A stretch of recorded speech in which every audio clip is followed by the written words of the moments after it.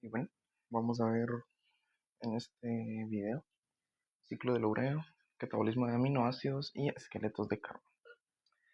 Eh, para todo esto, pues primero siempre hago las descripciones generales de las rutas.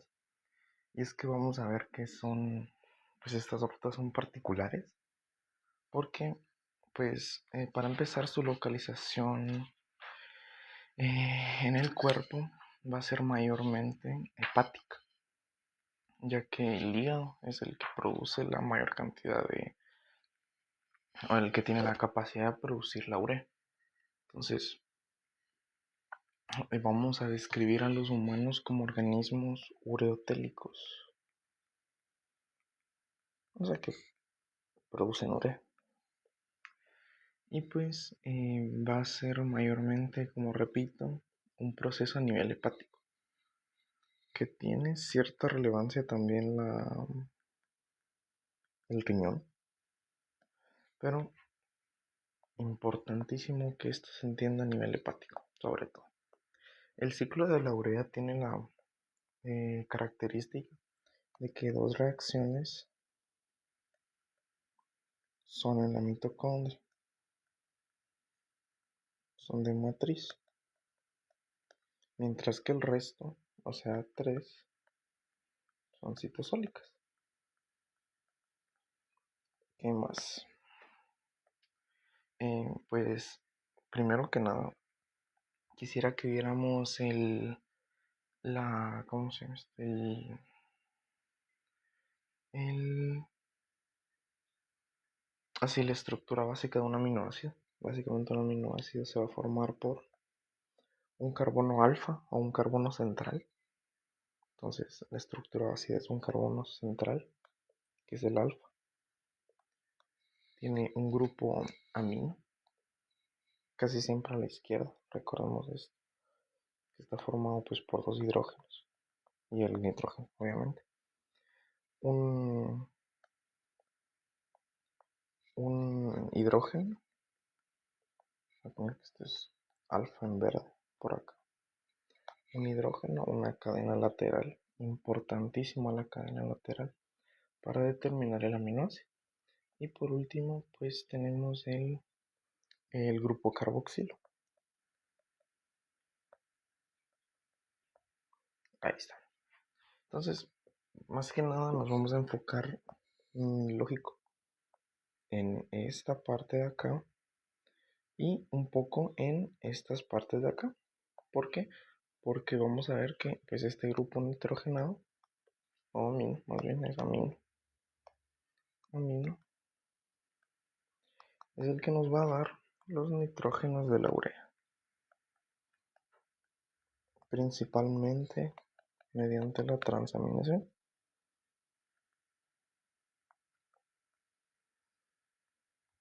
Sin embargo, aquí tenemos otra parte del complejo, que pues del complejo A del aminoácido, que a esto lo vamos a conocer como el esqueleto de carbono.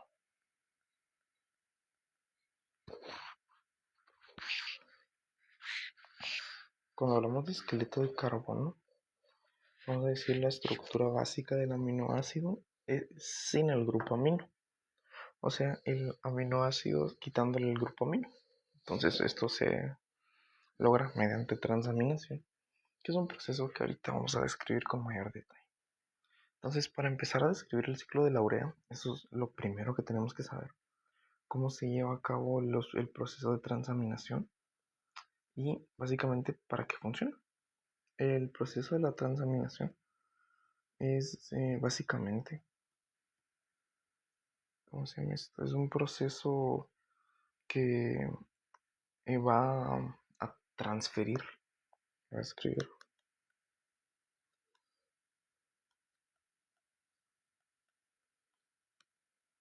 transferencia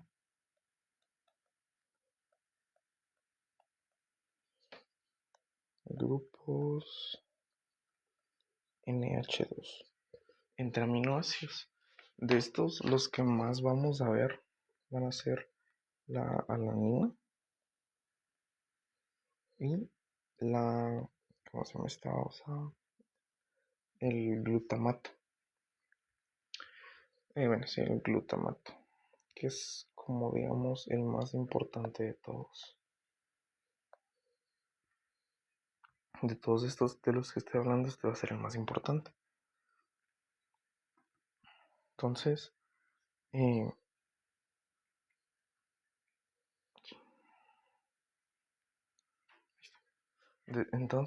teniendo esto en mente, teniendo esto en cuenta más bien, pues podemos entender cómo funcionan un poco las proteínas, o como los aminoácidos, perdón. Entonces, primero, para pasar de una proteína a aminoácido, pues no es un proceso espontáneo. Proteína hasta aminoácido, vamos a tener proteasas y peptidasas.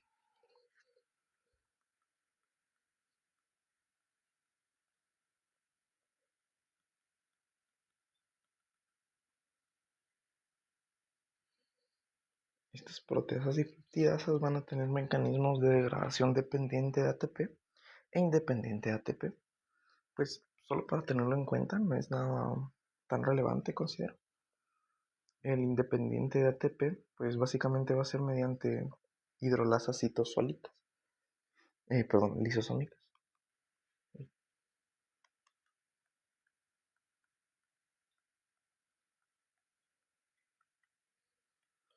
Independiente.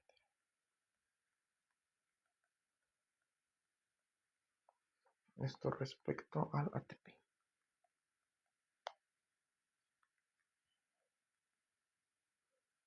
Mayormente va relacionado a los lisosomas, pero independiente de ATP, pues la ubiquitina.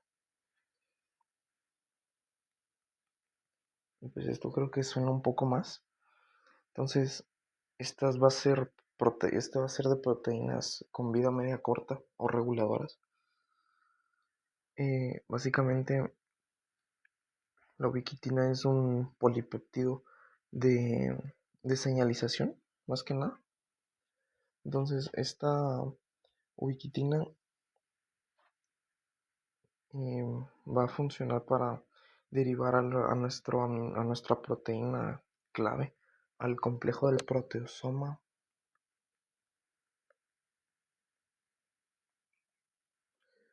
que básicamente se une a una, a una proteína para llevar a este complejo el proteosoma, que pues básicamente esto va a ser un complejo cilíndrico molecular que involucra el catabolismo de proteínas hasta aminoácidos. Ya pasando a los aminoácidos, pues vamos a ver que pues ahora sí tiene importancia la transaminación. Entonces, la transaminación, así en términos generales, es básicamente para facilitar el transporte de el grupo amino al tejido de producción de urea o al tejido que requiera los aminoácidos, ya sea como sustrato energético, como sustrato de diferentes procesos anabólicos, como producir músculo, por ejemplo. Pero vamos a decir que entonces el aminoácido más importante de transporte muscular va a ser la alanina, aunque la glutamina también tiene su relación. Entonces, estos van a llegar al hígado para comenzar el ciclo de la urea. Esto sería más que nada, solamente para tenerlo en cuenta. Y pues, como decía, la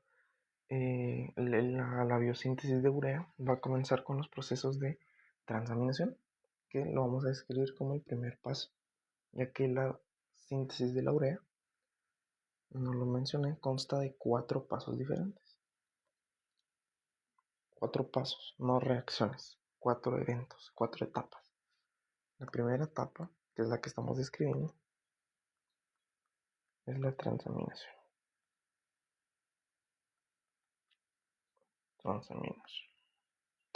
La segunda etapa va a ser la desaminación oxidativa.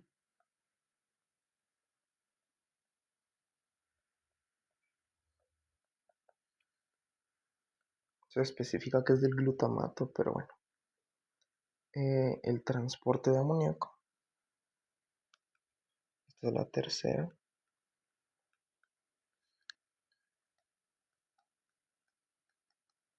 Amoníaco. Y por último, amoníaco, pero este paréntesis, este es amoníaco, amonio es de 4. Muy importante. Ahí está. Y el cuarto paso, la cuarta etapa va a ser pues, el propio ciclo de la urea.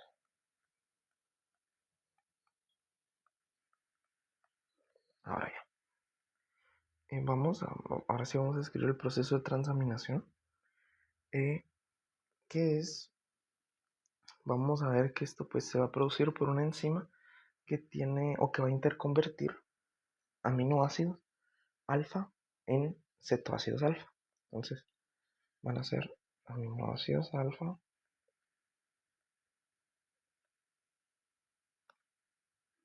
va a haber una interconversión entre cetoácidos alfa.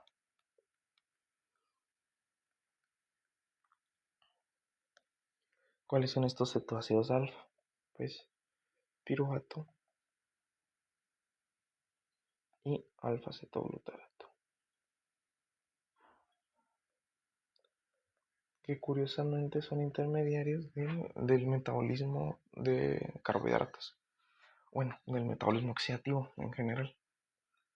Entonces vamos a ver que son la mayoría de aminoácidos los que van a producir este tipo de transaminación, que es un proceso libremente reversible. Entonces vamos a ver que, por ende, se usa tanto para catálisis o para catabolismo, mejor dicho, como para anabolismo. Nítido. Entonces son 4 aminoácidos que no tienen la capacidad de transaminación y que van por otros procesos, que son la lisina,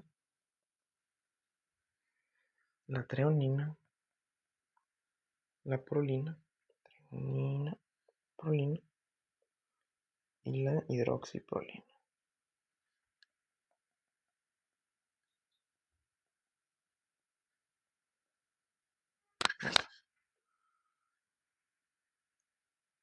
Eh, entonces tenemos dos aminotransferasas conocidas también, comunes, que pues tienen relación con estas dos moléculas de cetoácidos y son la aminotransferasa de alanina piruvato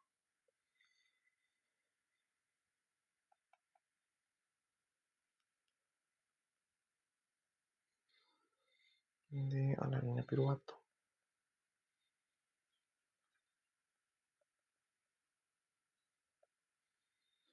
y lo mismo aminotransferasa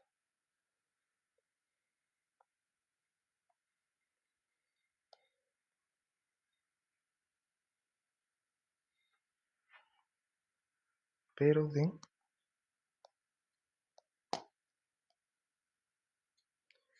¿cómo se llama esto? Glutamato alfa cetoglutarato.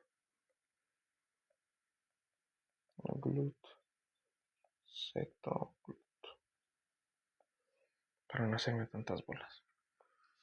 Ahora sí, vamos a decir que cada aminotransferasa va a ser específica para un par de sustratos.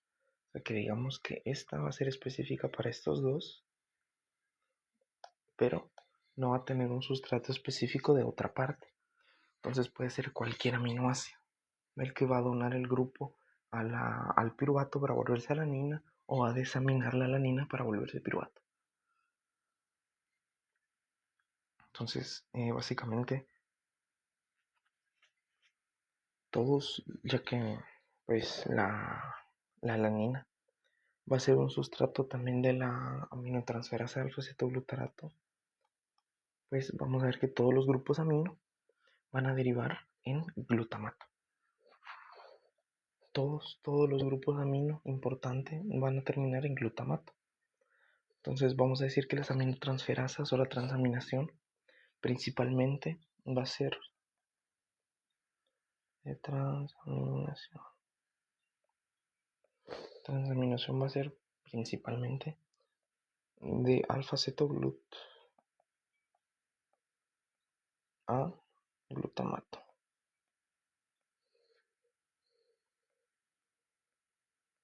Listo. Y para tenerlo en cuenta, es principalmente esto. No que sea lo único, pero es principalmente. Entonces, por eso es que decía que hay una desaminación oxidativa del glutamato. Después de esto, pues vamos a describirlo como un proceso de ping-pong entre los grupos amino, ya que siempre van a estar en constante intercambio entre las moléculas. Y pues, como lo decía, el L-glutamato, que es la variable, ya que recordemos que la gran mayoría de aminoácidos están en su forma L, van a va a ser el que pase por la desaminación oxidativa,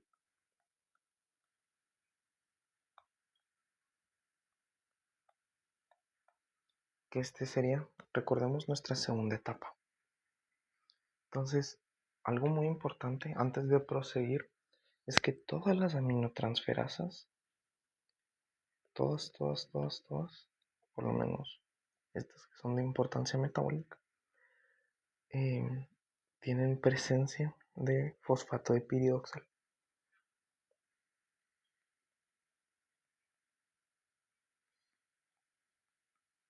¿Qué significa esto? Que necesitan de vitamina B6. Nada más.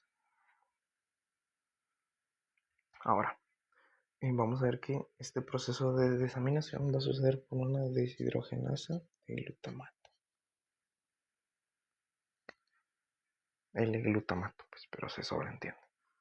Esta, recordemos que siempre va a usar una coenzima, que en esta vez puede ser NAD o NAD-fosfato. Da igual, ambas pueden ser. Entonces, esta enzima se va a regular de forma alostérica. Tiene regulación alostérica.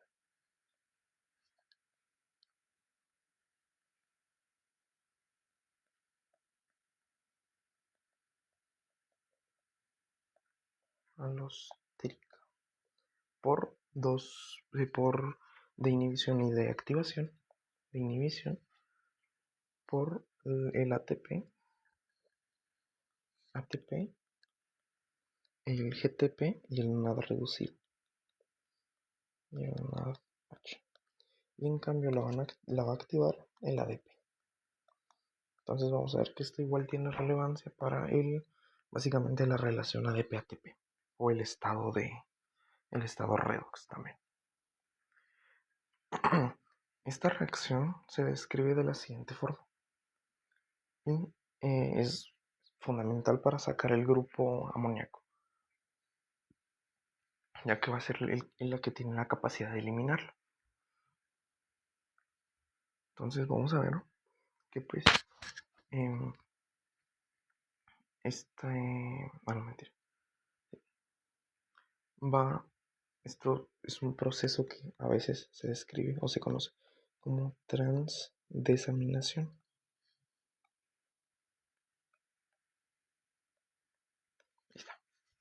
Entonces, esta transdesaminación lo que va a hacer es sacar el grupo amino y reducirlo a, bueno, saca el grupo amino como un amoníaco, sí, como un amoníaco. Entonces, esto igual es hepático, esto va a ser a nivel hepático y va a liberarlo al grupo amonio. Entonces, para efectos prácticos, esta es la reacción de NAD o NAD-fosfato. Pasa a NAD reducido a través de esta interconversión, ya que este proceso igual es reversible.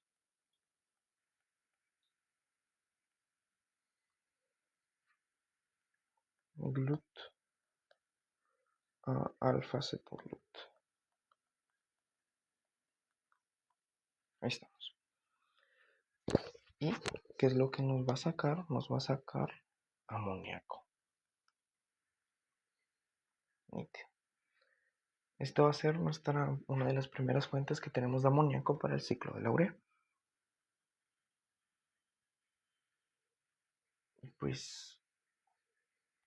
Y después de esto ya entraríamos a lo que es nuestra tercera etapa, que es el transporte de amoníaco, que pues puede ser a través del torrente de los tejidos periféricos por catabolismo de aminoácidos o pues por otros, así como en este caso. Estamos hablando aquí de una enzima hepática reversible que transporta desde un glutarato, desde un glutamato, va a transportar su grupo amino a través de un amoníaco. Y pues entraremos ya a la cuarta etapa. La cuarta etapa, ¿cuál es? El propio ciclo de la urea.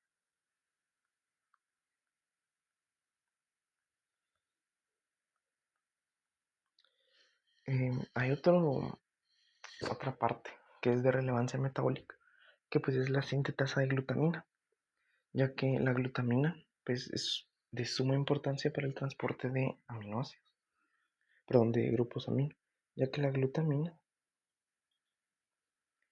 es un alfa-cetoglutarato con dos grupos amino metidos. Entonces 2NH2. Entonces cuando sucede esto se forma glutamina. Y esta glutamina pues es un compuesto que sirve de transporte, principalmente. Transporte de grupos amonio, junto con la alanina. Pero este es el que tiene más relación con el ciclo de la urea, en resumen. Entonces, hay tres enzimas que tienen que ver con este proceso, que pues es la glutamato deshidrogenasa, que la acabamos de describir, la glutamina sintetasa, que involucra glutamato,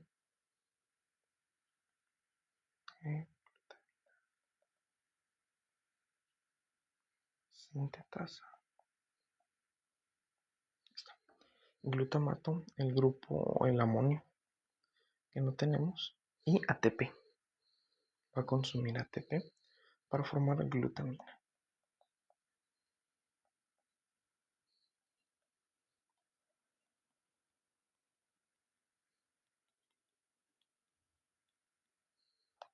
Y la última reacción, la glutaminasa,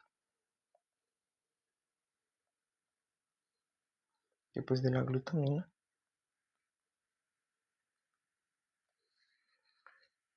con agua, ya que es una hidratasa,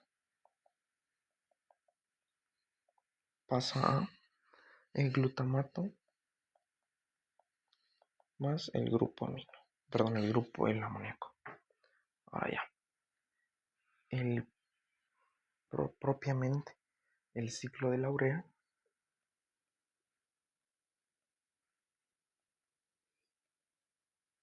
recordemos que este tiene dos reacciones de matriz y tres reacciones citosólicas.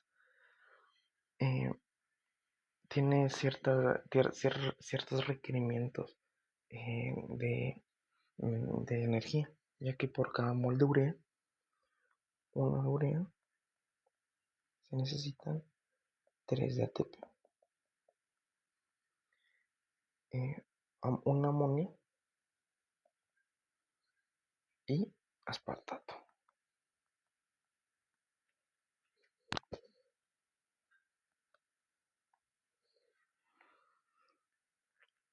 Vamos a ver que pues va a emplear 6 aminoácidos, que solo uno tiene una actividad activadora, que es el N-acetilglutamato, que lo vamos a ver con mucho más detenimiento. Los otros son básicamente portadores de átomos. Vamos a ver que pues de este ciclo no tenemos una pérdida neta de la mayoría de compuestos, ya que la mayoría se recomponen eventualmente, principalmente la ornitina.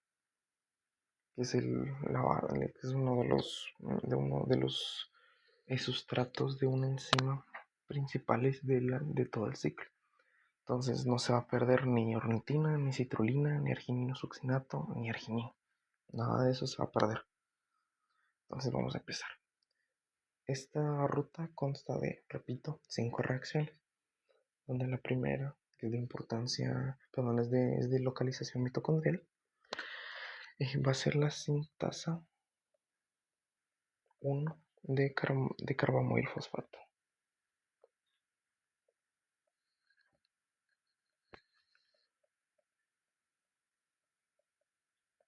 que es la reguladora.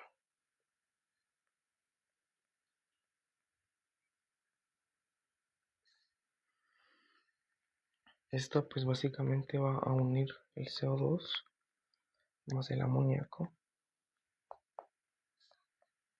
más ATP, que bueno, para ser precisos usados para formar carbamoil fosfato.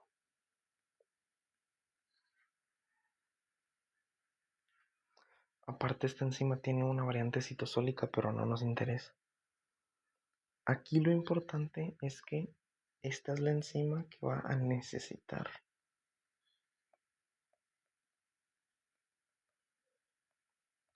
N-acetil glutamato.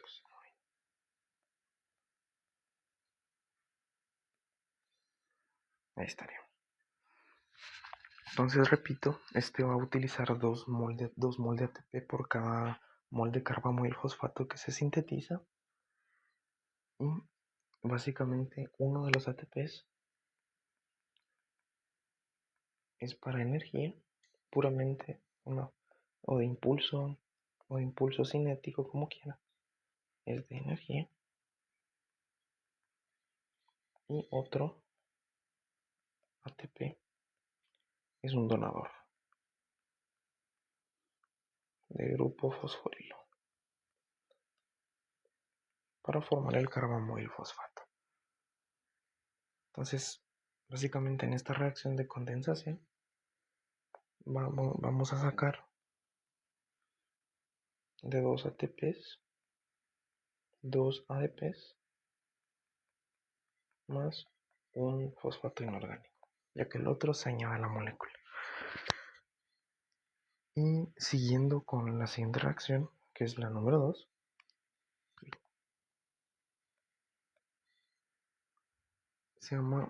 se forma por la carbamoilasa de ornitina.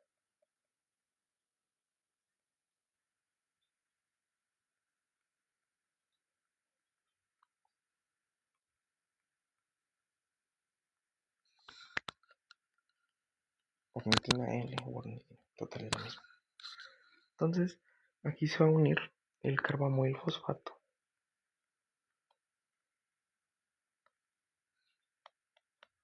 más ornitina, que recordemos que es uno de los productos que se recuperan al final del ciclo, para formar principalmente citrulina, y donde pues se saca un fósforo inorgánico. Este compuesto de la citrulina ya va a estar en el citosol, a pesar de que la reacción sucede en la matriz. ¿Esto a qué se debe? Pues se debe a que involucra ciertos transportadores transmembrana de la membrana mitocondrial interna, que son transportadores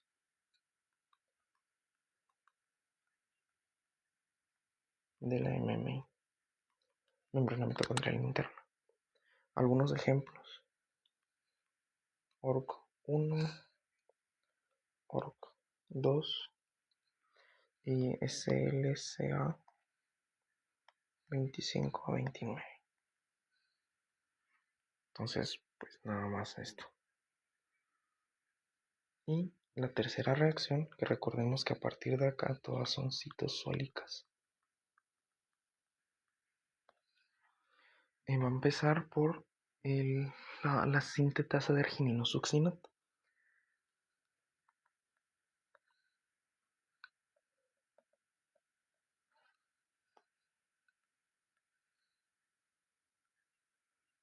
Una sintetasa de arginino succinato.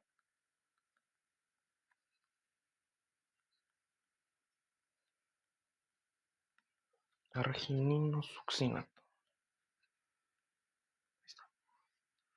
Que esta va a usar nuevamente un compuesto que no es propio, o sea, que salió del ciclo. Él va a usar la citrulina más aspartato para formar arginino succinato.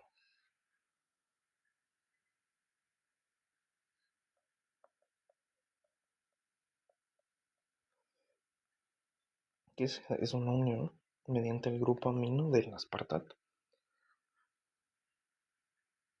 Esto aquí es donde se va a añadir el segundo nitrógeno de la urea.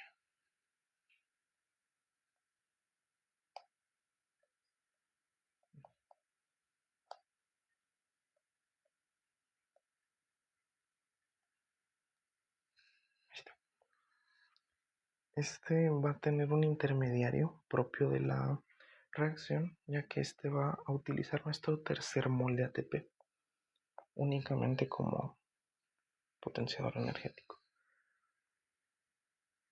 No es MP.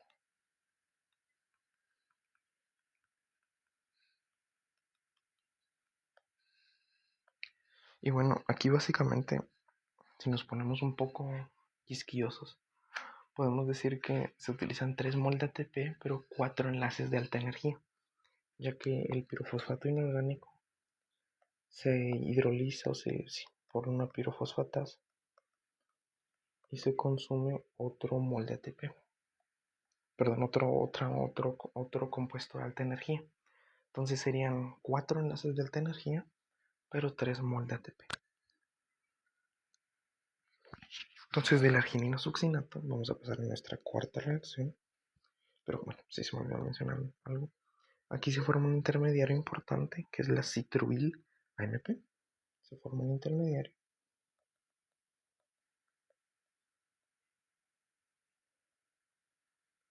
de citruil AMP. Ahí estamos.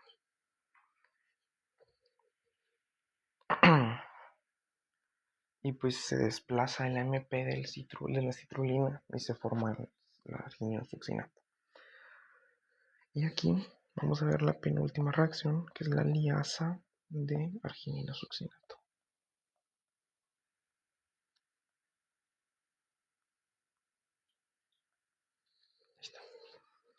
Esta liasa cataliza la escisión del arginino succinato naturalmente y va a liberar el esqueleto del aspartato como fumarato.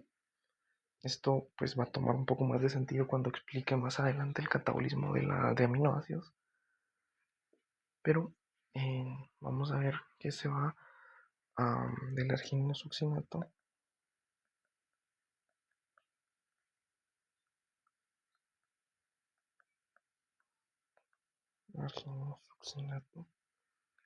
La liasa va a provocar la salida del fumarato como un esqueleto de carbono y se retienen los hidrógenos de todo el compuesto.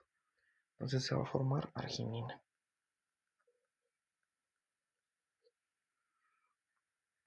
Ya por último, nuestra quinta reacción. Esto me parece un 5, más o menos. Entonces, ahí está. Bueno, este fumarato, pues recordemos que está en el citosol. Y para pasar a la. Para pasar a la. Para pasar a la mitocondria y al ciclo de Krebs, pues tiene que pasar por reacciones análogas, por una fumarasa y una deshidrogenasa citosólica. Entonces se regresa por la lanzadera de malato aspartato eventualmente a la matriz mitocondrial para poder hacerse el catabolismo, el metabolismo oxidativo. Y bueno, nada más que añadir de esta parte.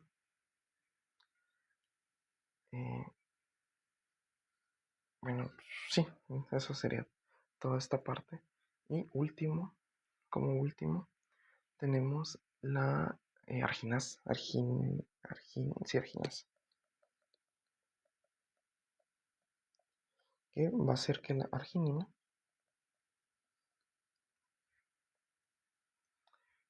básicamente mediante agua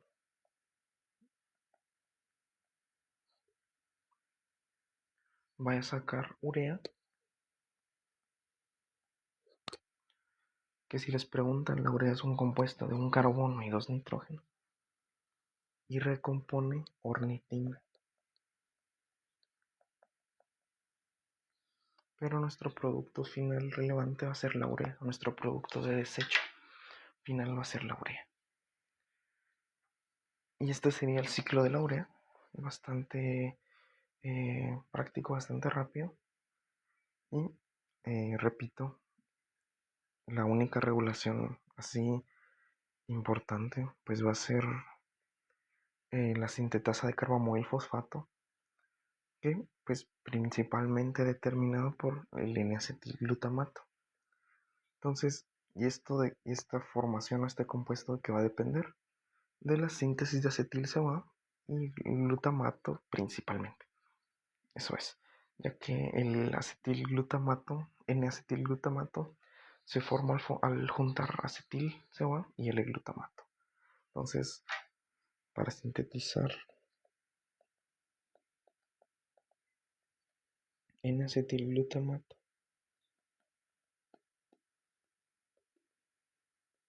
que es el principal regulador alostérico de la sintetasa 1 de carbono y fosfato, se va a juntar acetil-CoA más glutamato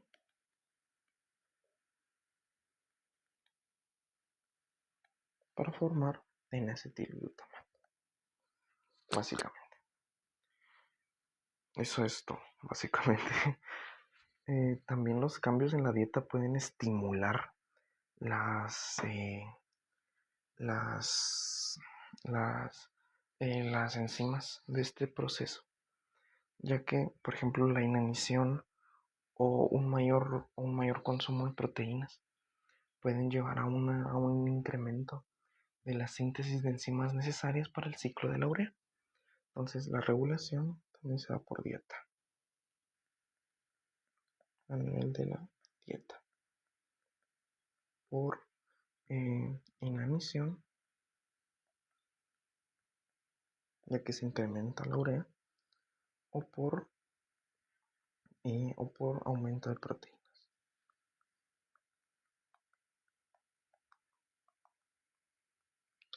Ahora, el catabolismo de aminoácidos y esqueleto de carbono. Entonces,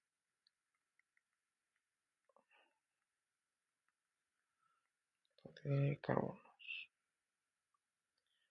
Esto pues realmente, más que una ruta, se tiene que explicar mediante equilibrios de nitrógeno, ya que esto va a depender de un equilibrio de nitrógeno. O bueno, más que esto va a depender de la disponibilidad también de esqueletos de carbono y de la necesidad metabólica, ya que puede haber un equilibrio negativo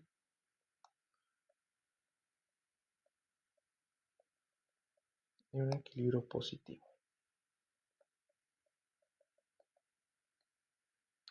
Que pues, ¿qué es lo relevante de esto? Que,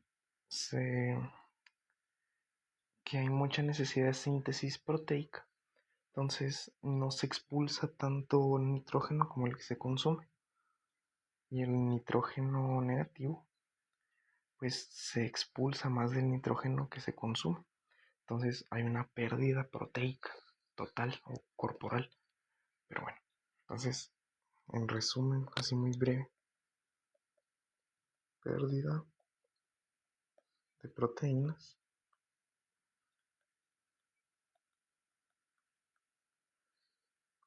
síntesis de proteínas.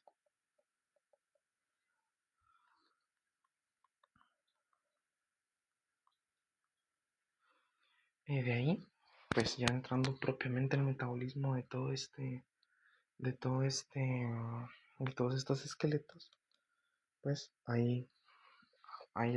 ya sabemos que hay aminoácidos esenciales y no esenciales, pero también hay aminoácidos glucogénicos y cetogénicos.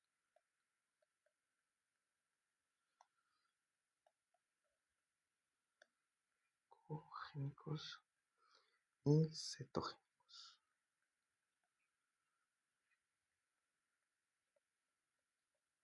Cetogénicos.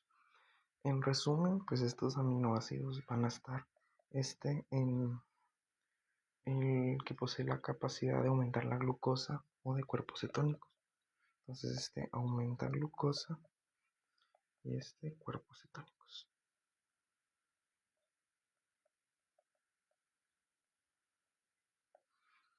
Básicamente.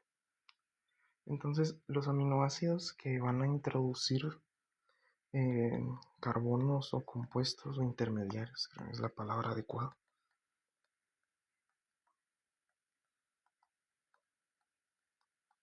del ciclo de Krebs, del ciclo de Krebs, son los que van a determinarse glucogénicos y los que tienen la capacidad del metabolismo del acetil-CoA o acetoacetil. Entonces,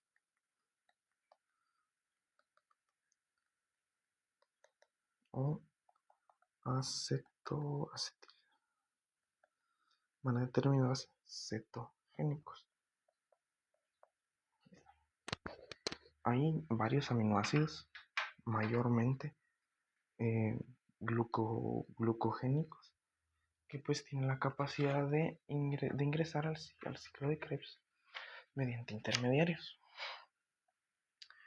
Entonces, pues vamos a ver que pues este apartado no es tan extenso y tampoco es una ruta tal cual, una ruta metabólica propia, sino que es más em, una regulación metabólica de los carbohidratos y de cómo se llevan y de cómo se degradan tras provocar una transaminación. Ya que, por ejemplo, la asparagina, que es un aminoácido de 4 carbonos, tiene pues la capacidad de formar un intermediario de 4 carbonos del ciclo de Krebs. Entonces, ¿cuál es un intermediario de 4 carbonos del ciclo de Krebs? Pues el oxalacetato, por ejemplo, por dar un ejemplo. Entonces, para explicar esto un poco más con un ejemplo, con este ejemplo de la asparagina, se lo cataliza una asparaginasa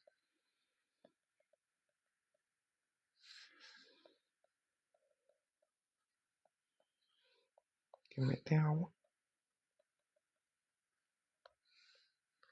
saca aspartato más un amonio y luego el aspartato y el piruvato van a transaminar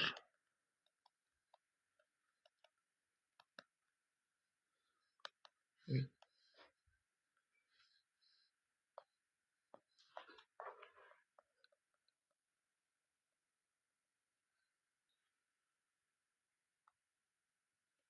van a transaminar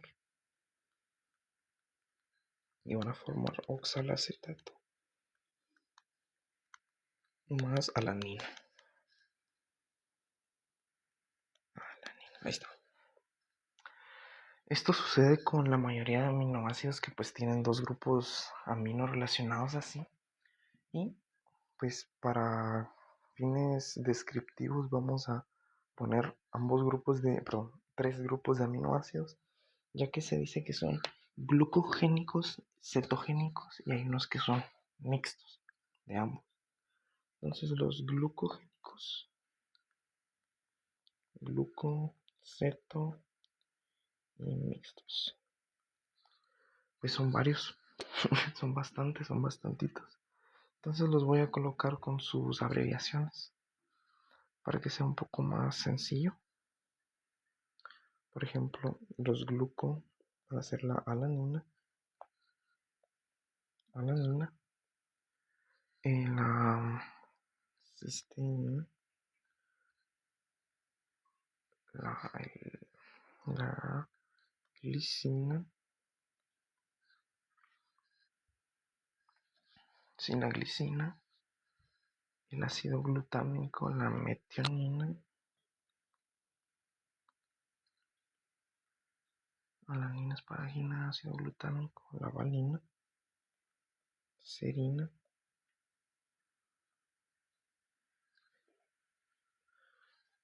arginina también.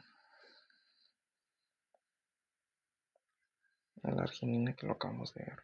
Bueno, la asparagina la que acabamos de ver. El aspartato, el ácido aspartico. Vamos a ver qué más. La glutamina. ¿Cuántos yo son? 2, 3, 4, 5, 6, 7, 8, 11, 12, 13. Son 13 de estos. 1, 2, 3, 4, 5, 6, 7, 8, 9. Llevo 9. La prolina también. 10. Creo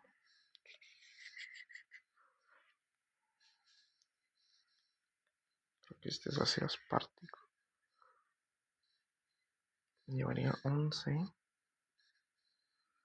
Y bueno, también es más fácil aprenderse que son muy pocos. La leucina y la lisina son propiamente cetogénicos. Y los mixtos van a ser solo 4. Isoleucina. Perdón, solo 5 creo. Sí, 5. Fenilalanina.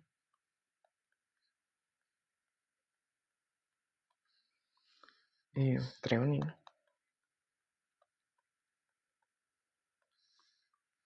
Triptófano. Y tirosina.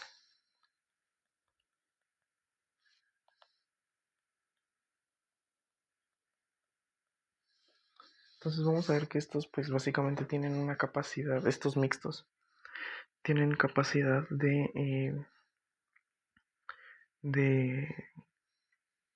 ¿cómo se llama esto?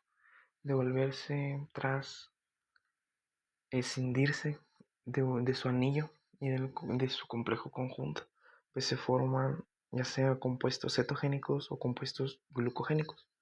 Pero por ejemplo, los glucogénicos ya explicamos el mecanismo, que es mediante mediante ya sea una escisión por desaminación oxidativa, por transaminación. Entonces estos van a resultar en precursores directos de vías del ciclo de Krebs, ya sea mediante desaminación oxidativa o mediante hidratación, que es el caso de la asparagina, o mediante transaminación, que es el caso del aspartato, por ejemplo. Entonces, eso sería para el caso de los aminoácidos cetogénicos, perdón, glucogénicos. Entonces, de los cetogénicos, el ejemplo que se explica es el de la leucina. Pues vamos a ver que como es un compuesto que deriva en los cuerpos cetónicos, va a ser siempre o muchas veces va a formar el intermediario del 3-hidroximetilglutaril CoA. Sí, CoA. Es el precursor clave tanto del acetil CoA como de los cuerpos cetónicos. Entonces, este es un precursor del acetil CoA y de los cuerpos cetónicos.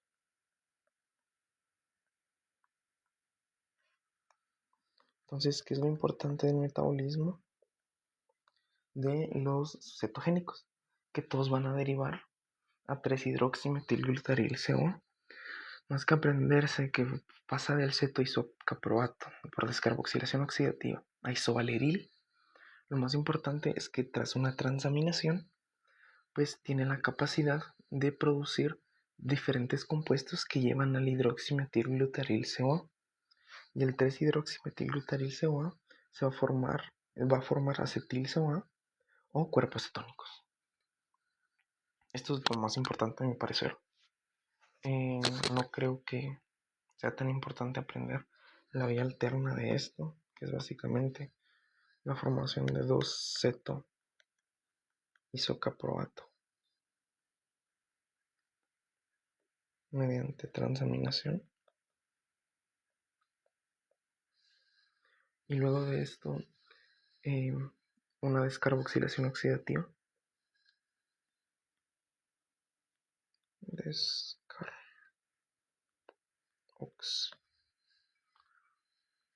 Para formar isovaleril-CoA.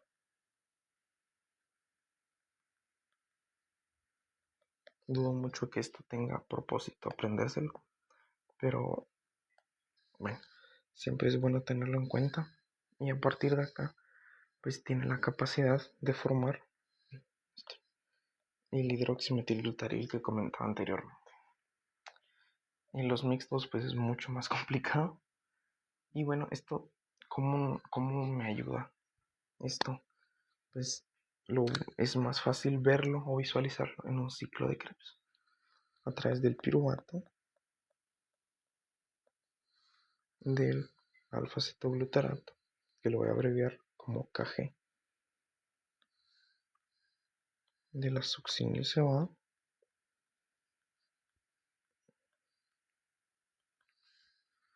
del fumarato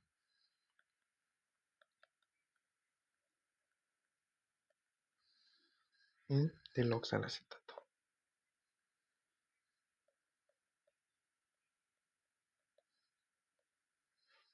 Y luego deriva 3 en piro. Ay, perdón, esto sí, esto sí trata, no piruvato. El piruvato entra acá.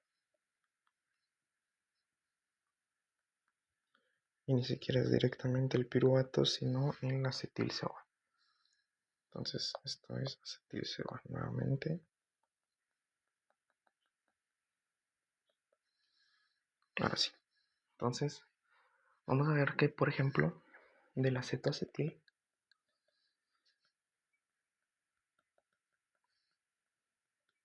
se pueden formar en el acetil-CoA, que aminoácidos nos van a proporcionar esta capacidad. La leucina, la lisina, la fenilalanina, el triptófano y la tirosina.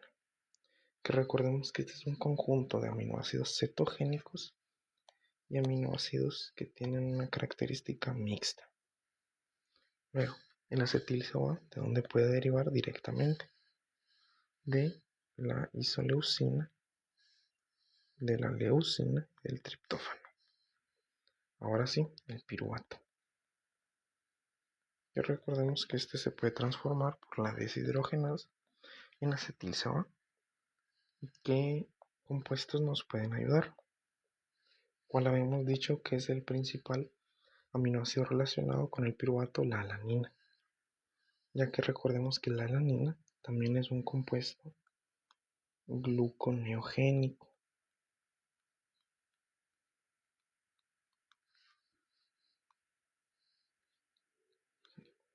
Y también vamos a ver que tiene la estructura de 3 carbonos y que se diferencia el piruvato, el grupo amino. Entonces, la alanina para ser piruvato solo tiene que transaminarse, para tenerlo en cuenta. La glicina, no me acuerdo, serina y treonina. También es una combinación de aminoácidos mixtos y glucogénicos. Del aspartato vamos a ver que es principalmente el ácido aspartico, aspartato al oxalacetato por una transaminación. Del fumarato también son muy pocos, la tirosina y la fenilalanina. La succinil-CoA aquí también son pocos.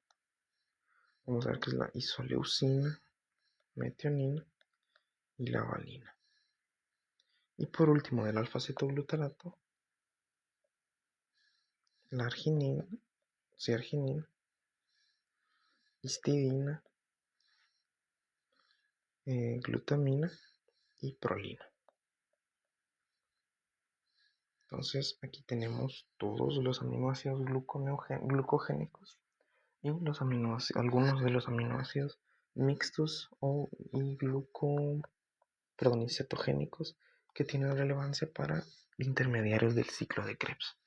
Dependiendo de la fuente, pueden variar algunos u otros aminoácidos, ya que por ejemplo de las propias fuentes dice que pues el glutamato también es esto no se entiende con una N. El glutamato también es un precursor del alfa-cetoglutarato, pero pues si la glutamina lo es, el glutamato también lo es, porque la glutamina y el glutamato tienen el mismo esqueleto de carbono. Y pues esto sería todo, es lo más resumido posible de los esqueletos de carbono que se puede dar. Y pues, como digo, no es una ruta como tal, sino es más una explicación metabólica de a dónde va después de una transaminación, de una hidratación o de una desaminación oxidativa, hacia dónde se dirige el resto de carbono.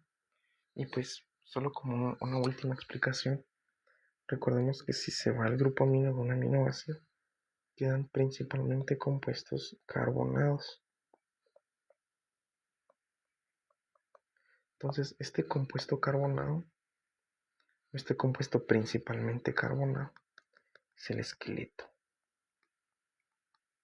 que es lo que nos interesa para volverse en intermediarios. Más que nada, eso sería todo.